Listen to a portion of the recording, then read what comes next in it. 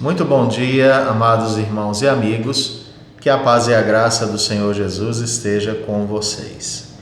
Hoje eu gostaria de falar acerca do amor como vínculo da perfeição. E o texto que eu quero tratar com vocês nessa manhã está na carta de Paulo aos Colossenses, capítulo de número 3, versículos 13 e 14. O texto é muito conhecido nas nossas igrejas. Diz assim: suportai-vos uns aos outros, perdoai-vos mutuamente, caso alguém tenha motivo de queixa contra outrem. Assim como o Senhor vos perdoou, assim também perdoai vós. Acima de tudo isto, porém, esteja o amor, que é o vínculo da perfeição. Quem nessa vida nunca foi magoado por alguém? Quem nessa vida nunca se decepcionou com as atitudes de uma pessoa que era querida e estimada por você? Às vezes um colega de trabalho, outras vezes um irmão em Cristo que você muito estimava, às vezes até mesmo parentes chegados, como o esposo, como os filhos, como os pais. E muitas vezes a mágoa também se origina dentro de um ambiente onde o amor deveria reinar fortemente. Esse ambiente é justamente a Igreja do Senhor.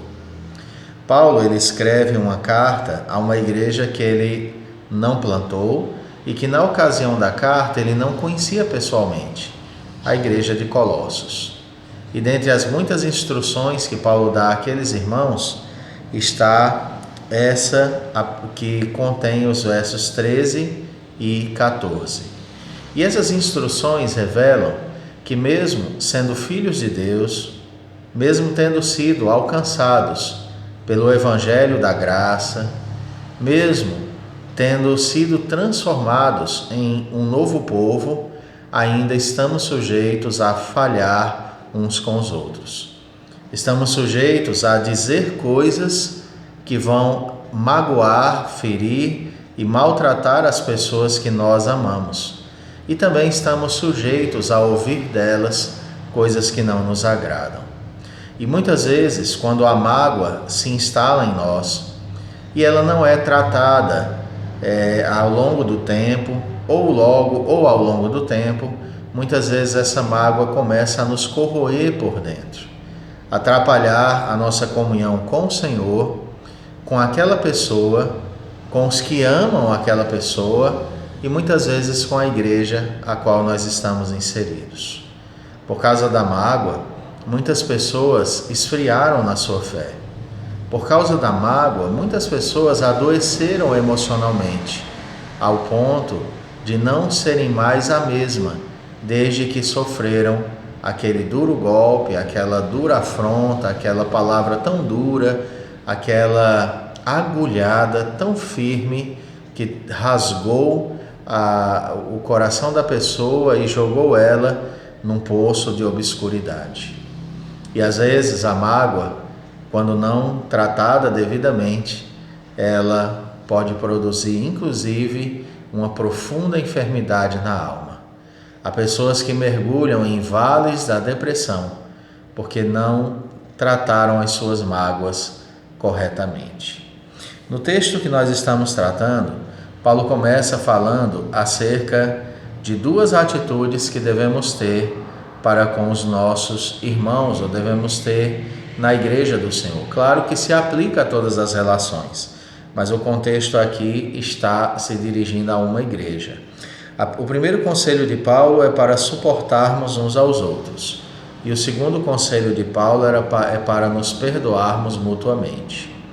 Quando a gente ouve esse texto suportar, às vezes a gente o interpreta mal, pensando, como eu já ouvi algumas vezes, alguém dizer assim: olha, tem pessoas que a gente ama, mas tem pessoas que a gente suporta, a gente aguenta porque é o jeito.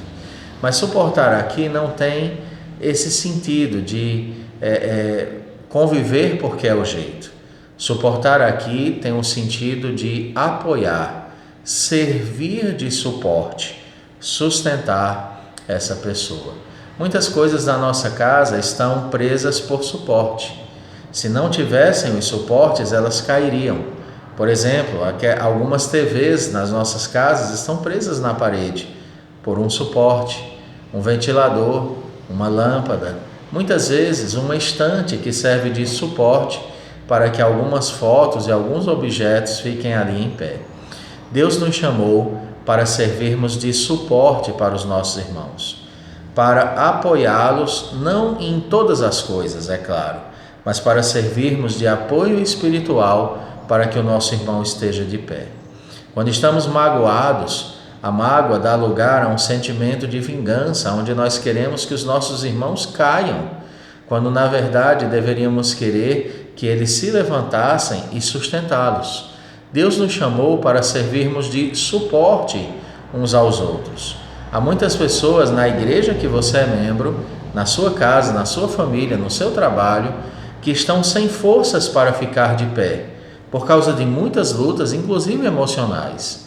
Você deveria se dispor a servir de apoio a estas pessoas, ser-lhes suporte, para que elas então encontrem forças para continuar. E um dos bálsamos, uma das medicações mais poderosas para tratar dos relacionamentos quebrados é o perdão. Nós devemos perdoar uns aos outros como Cristo nos perdoou. E querido, pense no perdão de Cristo. Se não fosse o seu perdão, você ainda estaria intrigado de Deus, separado do Senhor, com a sua relação rompida com Deus por causa do que nossos pais fizeram e do que nós estamos fazendo, ou seja, por causa do pecado. O pecado quebrou a nossa relação com Deus, mas nós somos perdoados através da mediação de Jesus Cristo. Então Cristo te perdoou sem você merecer, porque perdão não é algo que se merece, justamente por isso que você perdoa. Você foi perdoado apesar de ser falho, apesar de não amar a Deus verdadeiramente, com todas as suas forças, mas Cristo veio e perdoou você e transformou você e serve de suporte para a sua vida. O mesmo Cristo deseja que, assim como você foi perdoado, você também perdoe. E aí então ele fala: acima de tudo isto, porém, esteja o amor, que é o vínculo da perfeição. Às vezes nós estamos buscando perfeição em várias coisas que nunca de fato serão perfeitas. Queremos ser o funcionário perfeito, o patrão perfeito, o pai perfeito, o pastor perfeito, o irmão em Cristo perfeito. Às vezes alguns querem ter o corpo perfeito, o rosto perfeito, os dentes perfeitos, mas o que se constitui o principal elemento de aperfeiçoamento é o amor. Paulo diz nesse texto que acima de tudo esteja o amor, que é o vínculo da perfeição. O amor é quem torna os relacionamentos perfeitos, porque eu nunca vou amar tudo que meu irmão faz, nem ele vai amar tudo que eu faço. Nós nunca nos aprovaremos 100%, mas o amor servirá de vínculo, de liga, e nos unirá, e aí produzirá um relacionamento perfeito, não porque haja perfeição em nossos seres, mas porque há perfeição no nosso relacionamento por meio do amor e do perdão em Cristo. Talvez nesse período você esteja enfermo emocionalmente. Há pessoas que magoaram você e há pessoas que você magoou. Há pessoas que você precisa perdoar. Precisa perdoar no seu coração e depois precisa comunicar a elas o seu perdão. Mas há outras pessoas que têm que perdoar você pelo que você errou. Construa relacionamentos. Ore por isso. Talvez a causa de muitas pessoas estarem em vales profundos de depressão é porque há mágoas que nunca foram tratadas em relação a amigos, ex-namorados, chefes, pastores, irmãos em Cristo. Trate sua mágoa, exerça o amor. Nunca se esqueça que o amor é o vínculo da perfeição.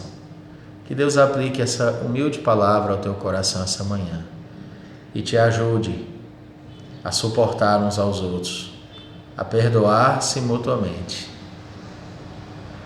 e a estreitar os laços de amor. Senhor, queremos pedir a Ti nesse dia que venha nos suprir com a Tua palavra maravilhosa, com a Tua graça. Nos ajude, Senhor Deus, a fazermos o que é reto e certo perante o Senhor. Colocamos nossa vida diante de Ti para ser tratada. Continua sarando nossas feridas. Em nome de Jesus. Amém. Que Deus te abençoe e até a próxima devocional, se Ele assim nos permitir.